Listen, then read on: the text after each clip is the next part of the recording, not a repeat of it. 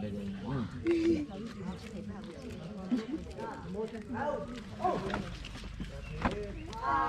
้องเอกราชาลัดใครเข้าใครดูส่วนอยู่ดำรงคงไว้ได้สมควร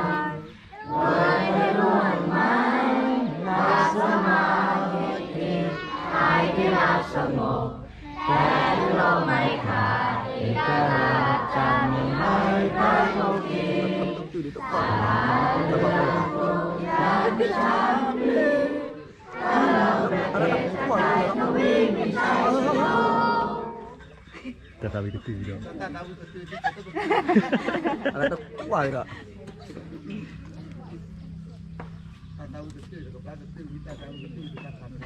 Tahu ni nah.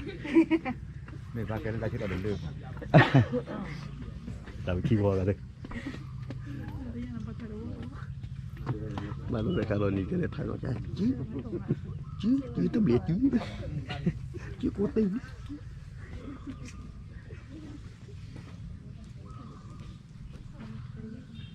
ก็วันนี้นะครับเป็นวันอันดีงามที่ว่าเราได้มาเจอกันในปี 2566 นะครับ Kenapa punya teh dah noh? ทุก Punya. ปีแต่ปีนี้คือปีแรกที่ผมได้เข้ามาตรงนี้เข้ามาจัดงานตรงนี้ แต่ว่า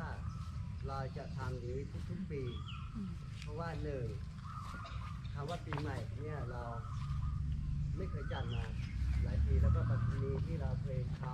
ำอะไร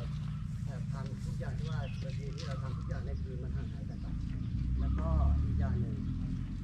ปีนี้นะครับทุกท่านก็ขอให้มีความสุขทุกท่านในปี66หรือ67ทุกปีเลยครับทุกตลอดปีเลยแล้วก็กิจกรรมในเช้านี้